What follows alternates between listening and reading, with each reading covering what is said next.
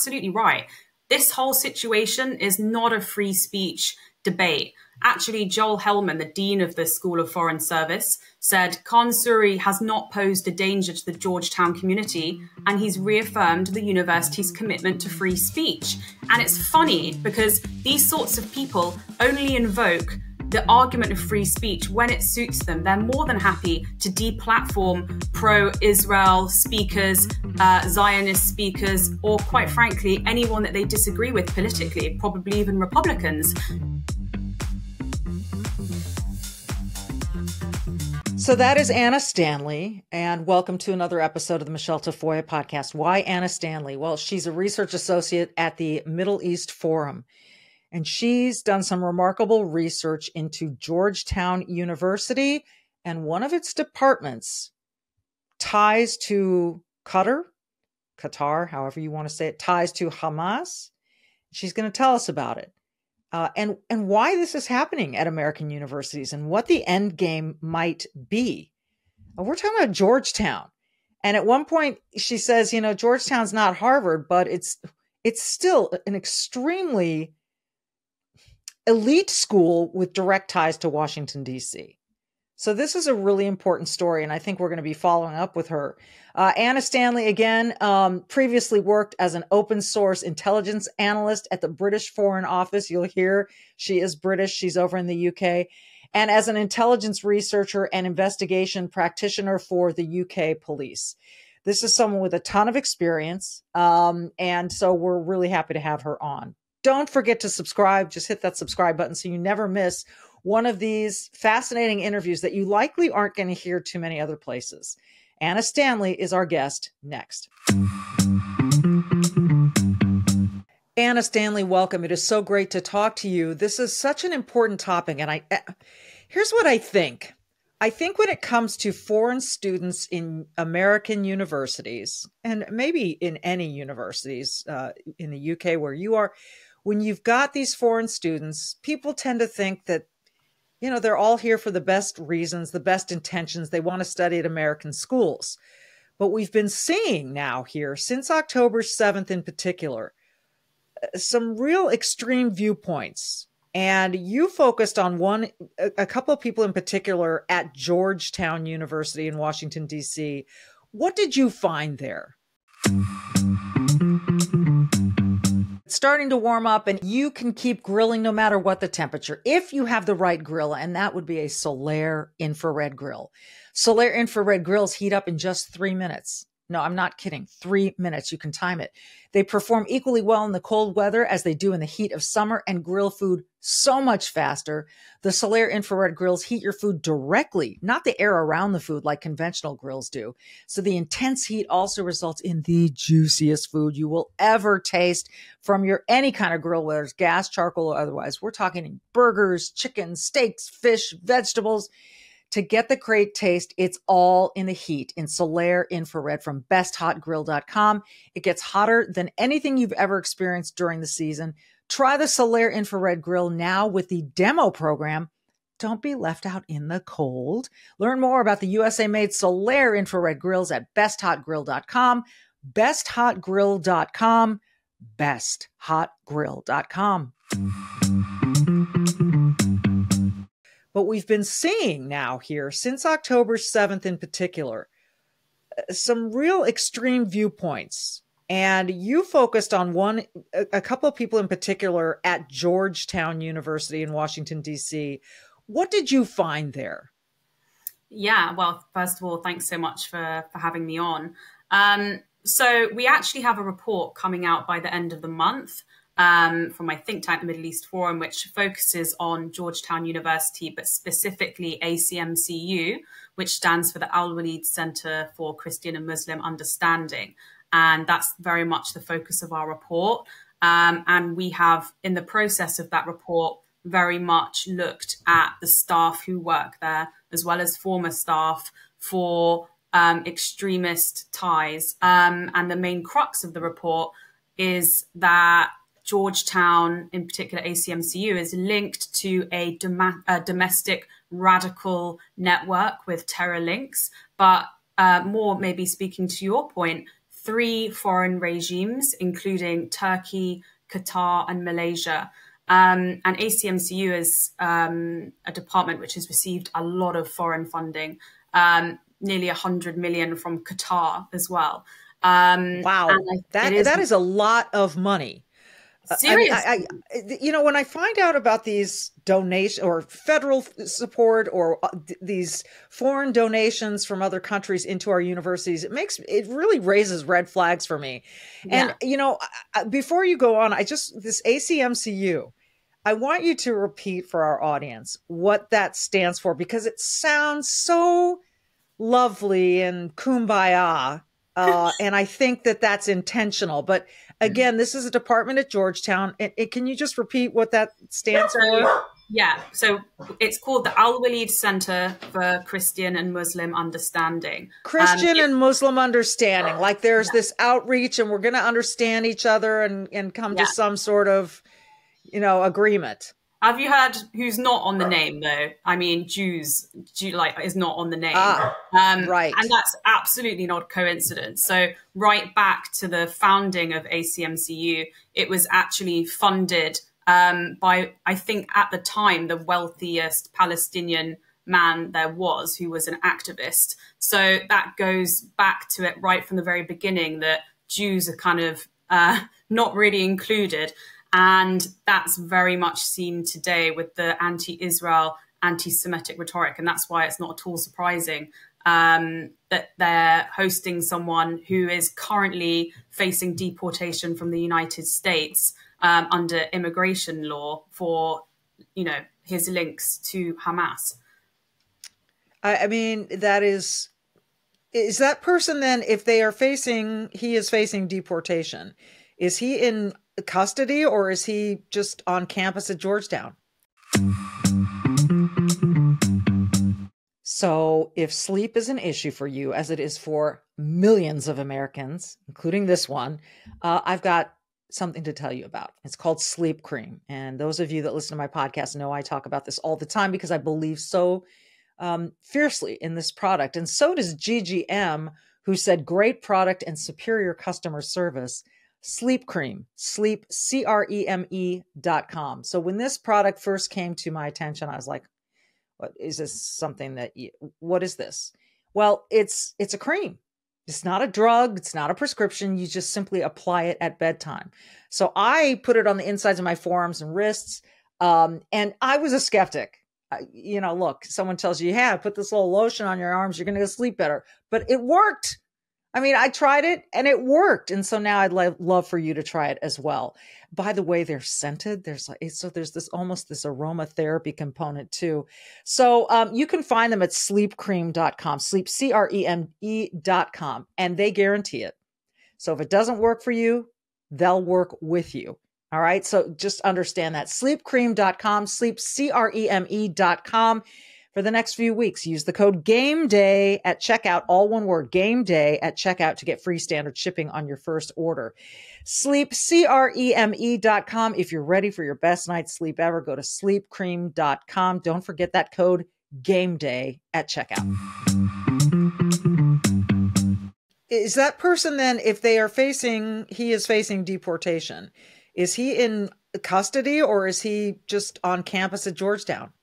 I believe he's in custody at the moment. So if I could just speak a little bit about the context of what's happened. So he got arrested on March 17th under the Immigration and Naturalization Act, which is a section which is about someone being deportable because of reasonable grounds to believe they would have potentially serious adverse foreign policy consequences for the United States.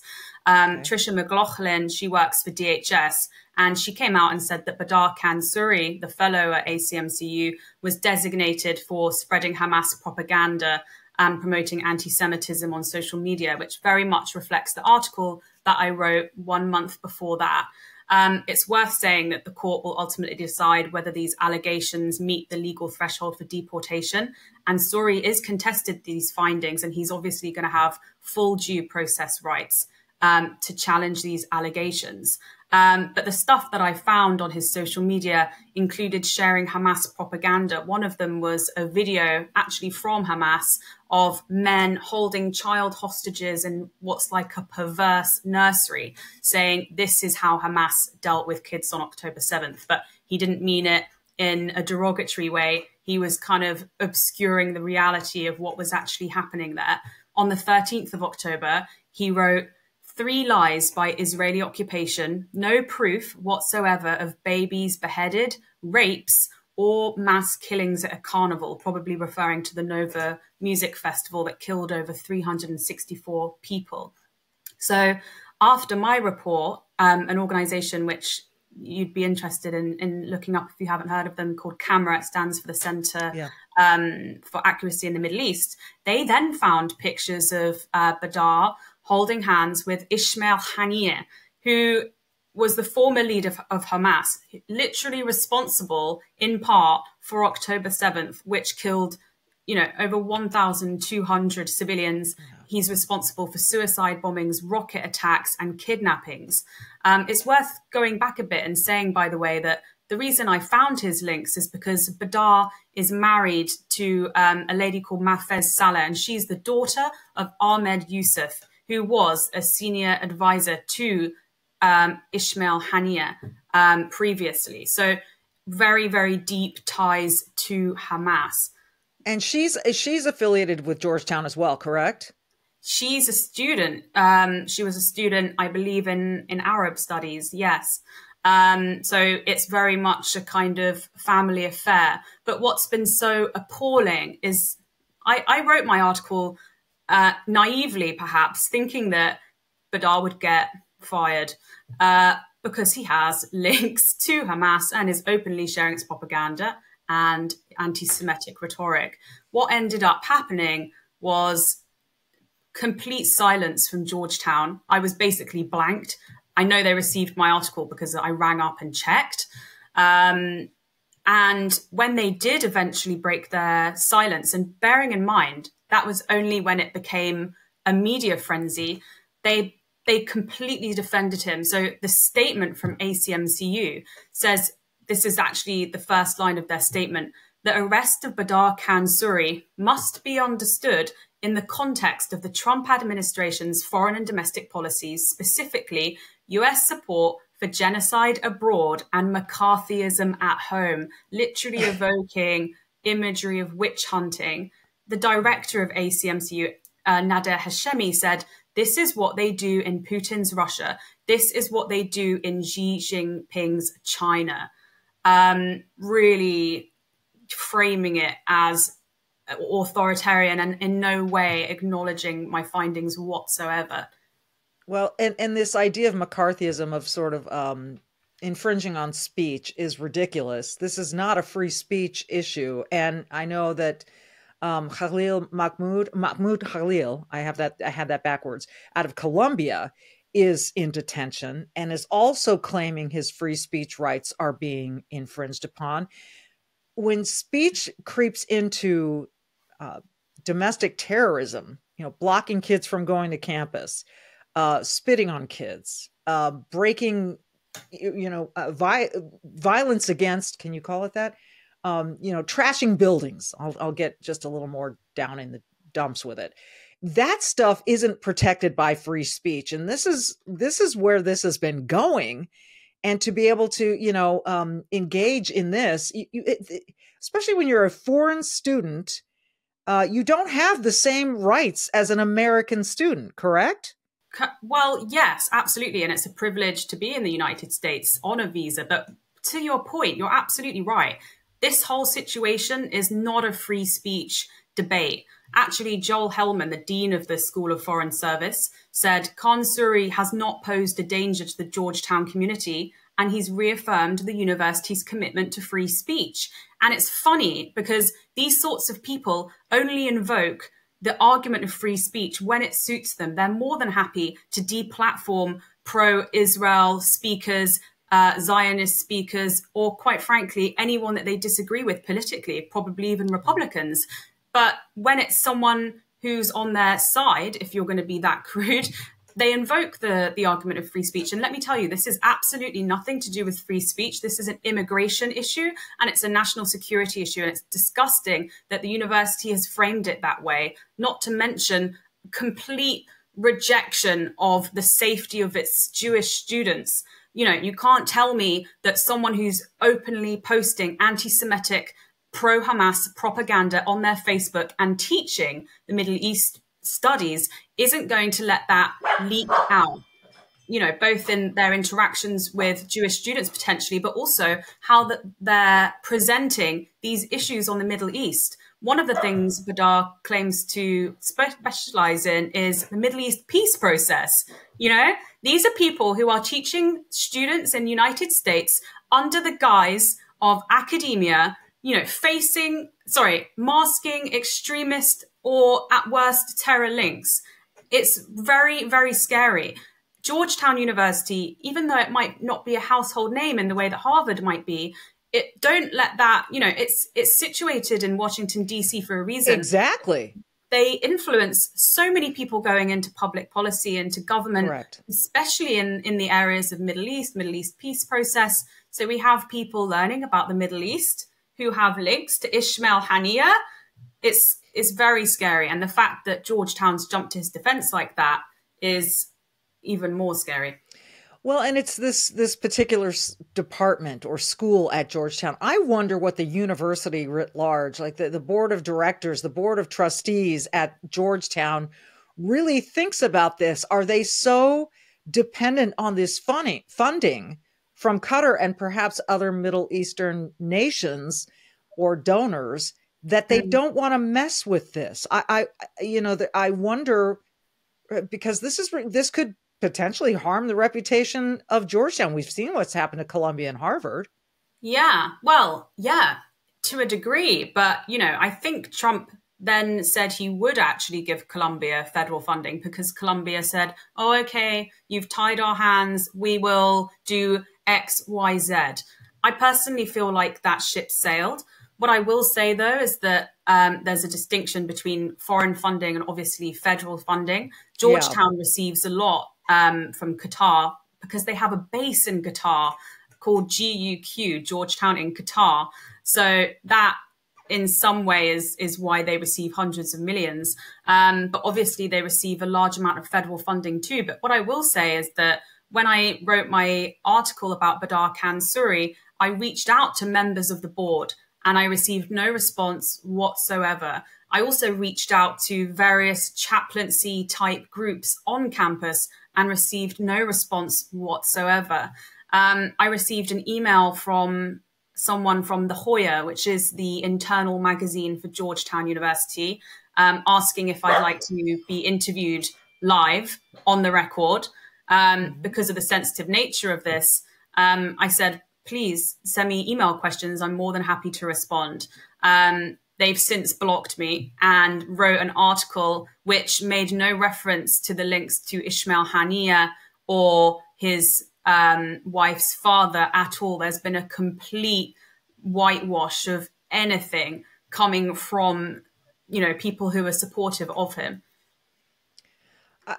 I want to go sort of pull back and understand from your point of view what all of this really means. I mean, we are deep in the weeds here of names of people who are, you know, clearly have positive ties, not they're distancing or they're related by 16 cousins. They have direct ties to Hamas leaders, and they are infiltrating at least one university that we know of. In this case, in your case, Georgetown. And as you said, Georgetown produces a lot of public policy thinkers, and actors, you know, people who are going right there in Washington, D.C. How do you think this started? Did it start with, hey, if you establish this department, we will fund it to the tune of $100 million and you can use 10% of that, 25% of that for other things? Like what is the overall goal of this? And just kind of how this even began? Yeah. So one thing that I think has been really interesting for me is that this isn't something which happens in secret. in the sense that the former director, the man who established ACMCU, called John Esposito, he was very aware of the ties to extremist-linked groups, some of which had terror links, and he took the money anyway, knowingly. So one of the key figures that comes out in our report, they're all, it sounds a bit conspiratorial, but it's actually not, because they talk about this stuff explicitly. They've written books about it. And it's this notion called the Islamization of knowledge, Islamization of knowledge, sorry. And that is that they really do deliberately plant themselves within education, within think tanks to garner influence. It's a kind of Islamist ideology. And they talk about that explicitly. What's really interesting is that one of the figures of this radical group, Esposito's recalling a conversation, it's on video, that he had with him. They had a long friendship, and Esposito says to him, "Why did you never ask why I'm not a Muslim? Why have you never tried to convert me to Islam?" And the guy actually responds to him and says something along the lines, I'm paraphrasing, "Because you're way more useful as someone who isn't Muslim, because it means that you can say stuff that I can't say without people, you know, assuming the worst or being Islamophobic." So these people, these figures with a lot of money, have deliberately picked people, organizations to perpetuate their goals. I mean, Esposito's goals are the same as his. They're aligned. It's not like he was going against him in that way. But it's really very insidious, and it's much more explicit and intentional than I realized before researching this.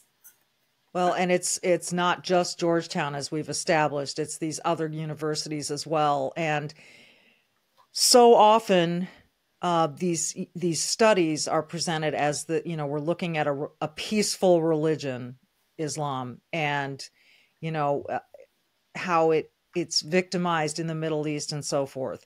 Yeah. And how somehow October 7th was either fake, or didn't happen. I mean, you see these protesters say, there's no proof. And it's insanity to me that they can say these things. But I don't know if you call this brainwashing. I don't know what you call this. But when you see these protesters, these, they call themselves pro-Palestinians, free Palestine.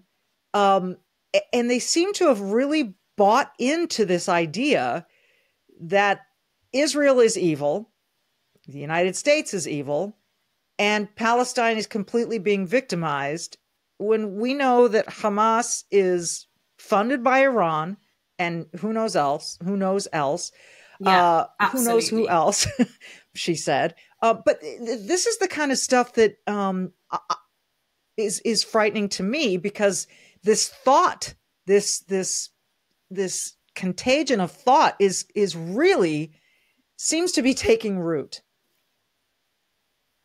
Oh, I think it's taken root. I kind of feel like we're past a tipping point in a sense. I mean, not to get too personal, but I found this whole experience quite depressing, actually, because like I said, I was naive in thinking I would receive more proactive, positive response from Georgetown, not wanting to harbor someone with these anti-Semitic Hamas links, which I found a combination of the university's standpoint as well as the media response. Many of the mainstream media who got in contact with me personally about the article also did a kind of whitewashing where they'd frame the whole issue as a kind of Republican Trump administration trying to suppress free speech, or not even just free speech, but anyone who's pro-Palestinian.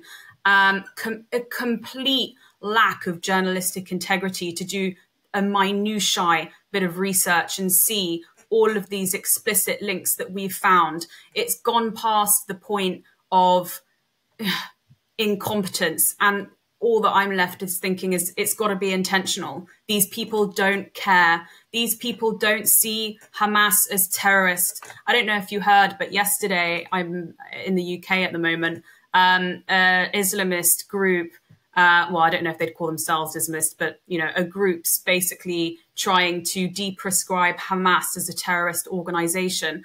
The people in the universities, like I said, actually Badar, his wife, in an interview came out and explicitly said she doesn't see Hamas as a terrorist organization. These magazines approached me since and said, oh, but Badar's wife's father, the spokesperson to Ismail Haniyeh, it was the political wing of Hamas, so that's okay. No, it's not okay. It's an artificial distinction. Actually, all operators within the West see that distinction between the political arm of Hamas and the military as complete artificial distinction. It is a terrorist organization through and through. Why are you trying to defend them? Why are you trying to hide the findings? Why are you trying to undermine what we've got?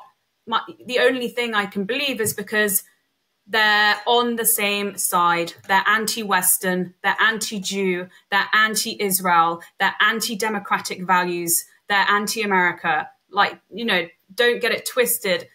They might invoke the freedom of speech, but that is absolutely where we are. You cannot be behind Hamas.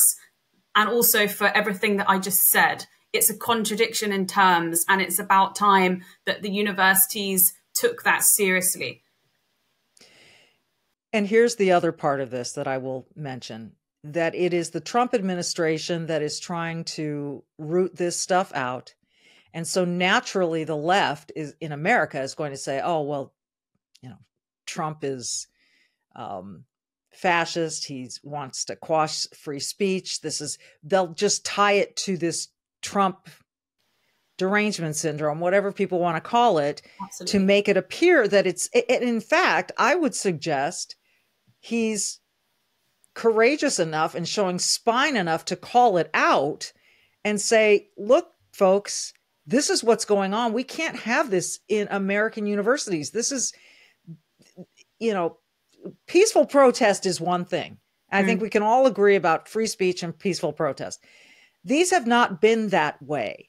When you have the Hamilton building at Columbia completely, turned upside down by these protesters, that's not peaceful and it's not free speech. It's now aggressive and it's damaging, and there's a cost associated with that.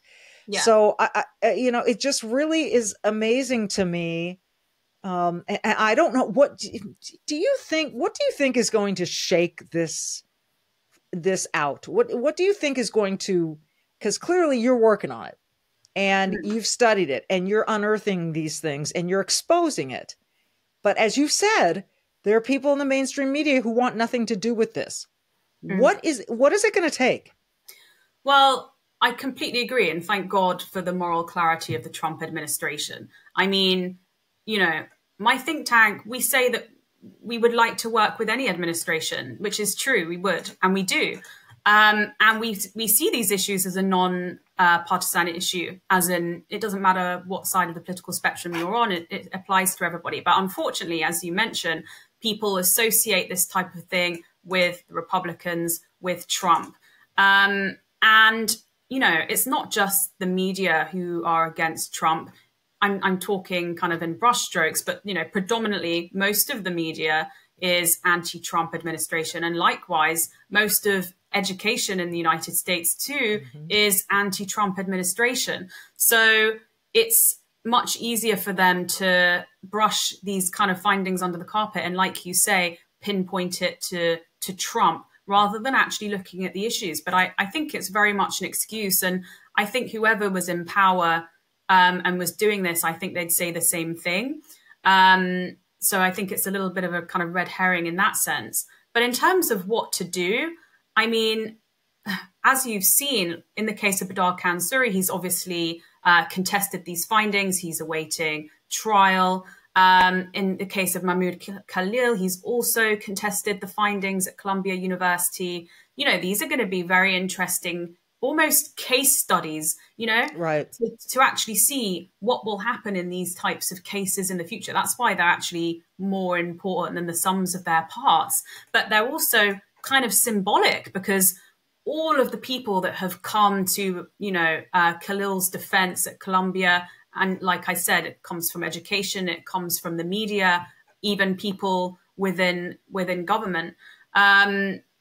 It's where we're at, and there's such a kind of clash of civilization in that sense. So unfortunately, I think, practical solutions are kind of the only answer. I feel like we're at that point in terms of deportations where applicable for non-US citizens, removing state funding, and also obviously just much better vetting for roles in academia. But obviously, given that Georgetown doesn't care they're harboring someone with these Hamas links, I wouldn't trust them with a barge pole to do the appropriate vetting for anyone that was working there.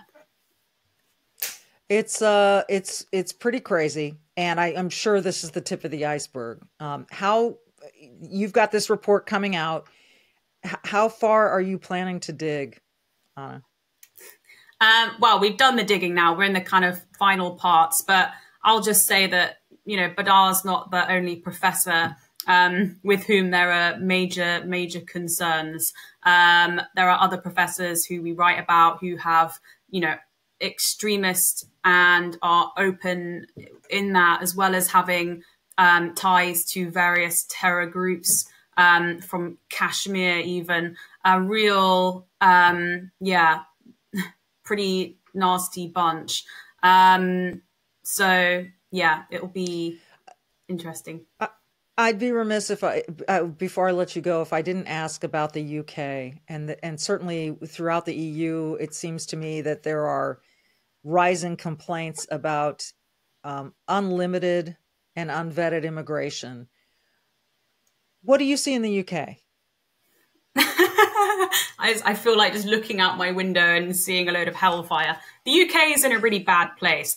And one of the reasons why I'm thankful to work for an American think tank is because I kind of see America and Israel as kind of at the forefront of protecting the West and Western values. I think you guys are at a major advantage because you have your constitution, whereas the UK and Europe, we're very much ruled by these globalist bodies. I mean, the group I just mentioned earlier that's looking to deprescribe Hamas, they'll be exploiting the ECHR, the European Commission of Human Rights. So we're very much bound by globalist bodies under the guise of international law, rather than nation states, enacting stuff that's good for their own nation.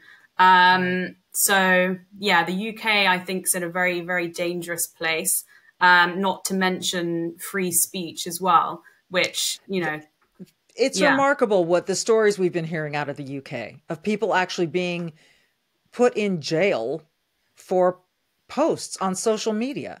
Oh, not even public. There were two parents, I think 2 weeks ago. They were complaining in a WhatsApp group about their child's nursery, just kind of casual complaints. 7 police turned up at their door and they were put in a cell for 12 hours. 7 police. The whole thing, there's really, really scary, absurd, outlandish kind of police overreach and the government not really caring. It's astonishing to me. It's astonishing. I mean, this is the UK. Well, yeah. It's quite depressing here, to be honest with you. I'm not going to lie. Yeah. Oh, Anna. She is Anna Stanley, again, Middle East Forum. And you can find all of her work. Look in our show notes. We've got links for you to go to. I always end my podcast saying, be brave and do good. And I think you are embodying those things. And so I'm so appreciative to get to know you. And I hope we can continue the dialogue because this is really important stuff. And I think you're really brave for exposing it. Thank you so much for having me on. And I really appreciate that very much. Like I said, be brave, do good. We will see you next time.